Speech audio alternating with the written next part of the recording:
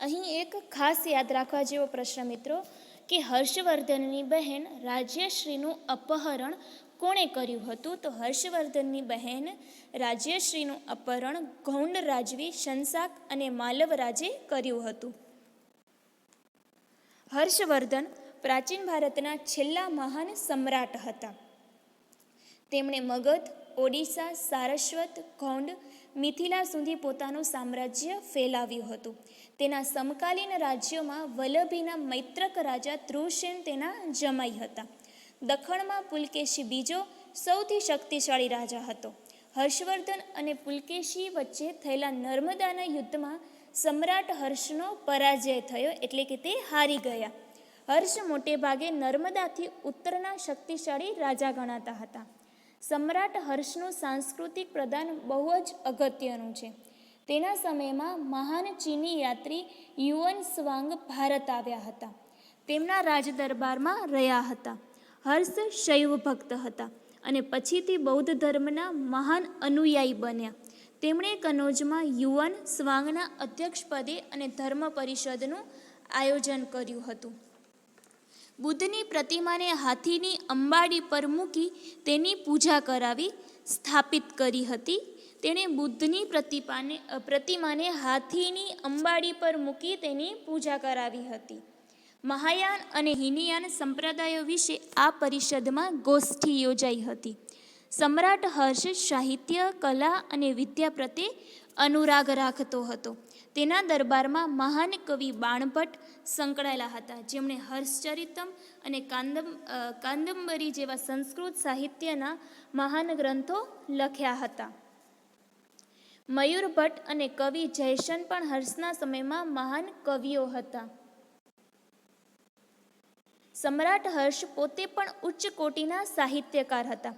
તેમણે પ્રિયદર્શિકા અને રત્નાવલી નામના 2 નાટકોની રચના કરી હતી અને સાથે સાથે ભગવાન બુદ્ધની જાતક કથાઓ ઉપરથી નાગાનંદ નામનું વિશિષ્ટ નાટક પણ લખ્યું હતું.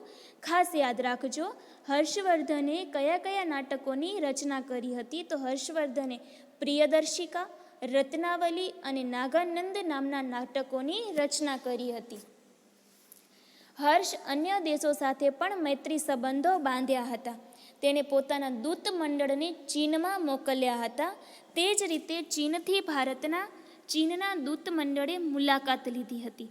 આ દ્રષ્ટિએ સમ્રાટ હર્ષ એક ઉચ્ચ કોટીના શાસક, વિજેતા, વહીવટીકર્તા અને સાહિત્યકાર હતા.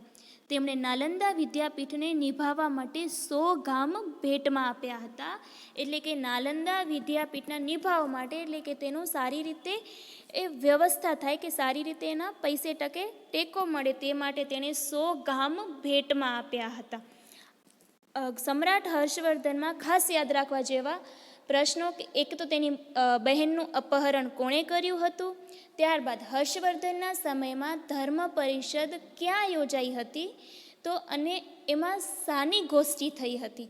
તો હર્ષવર્ધનના સમયમાં કનોજમાં યુઅન સ્વાંગના અધ્યક્ષપદે ધર્મ પરિષદ યોજાઈ હતી અને એમાં મહાયાન અને હીનયાન સંપ્રદાયો વિશે ગોષ્ઠી થઈ હતી. અને તેના સમયમાં કયા ચીની યાત્રી મુલાકાતે આવ્યા હતા તેનું નામ યાદ રાખજો, તો યુઅન સ્વાંગ.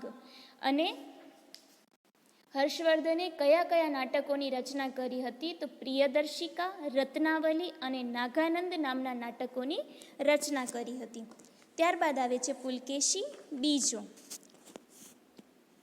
સમ્રાટ હર્ષના સમકાલીન રાજાઓમાં સૌથી શક્તિશાળી ચાલુક્ય વંશી રાજા પુલકેશી બીજા હતા.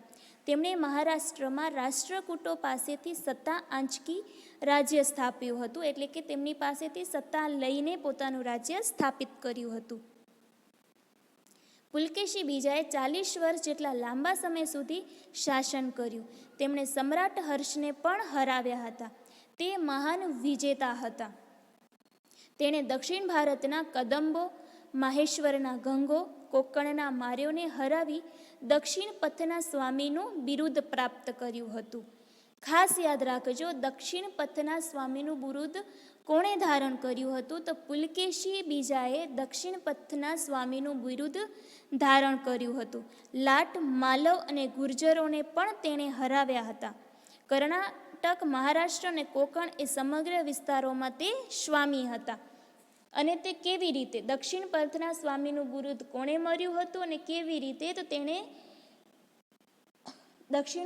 પુલકેશી બીજાને દક્ષિણ પથના સ્વામીનું બિરુદ મળ્યું હતું અને તેણે દક્ષિણ ભારતના કદંબો, માહેશ્વરના ગંગો અને કોંકણના મૌર્યોને પરાજિત કરી આ બિરુદ ધારણ કર્યું હતું.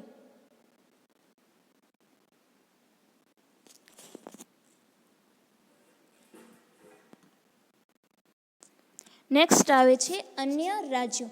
આ સમયે અન્ય રાજ્યોમાં કાંચીના પલ્લવો, રાજસ્થાનના ગુર્જર પ્રતિહારો, વલ્લભીના મૈત્રકો, દક્ષિણ ગુજરાતમાં ગુર્જરો, કાશ્મીરમાં કંકોટકો વગેરેનો સમાવેશ થાય છે.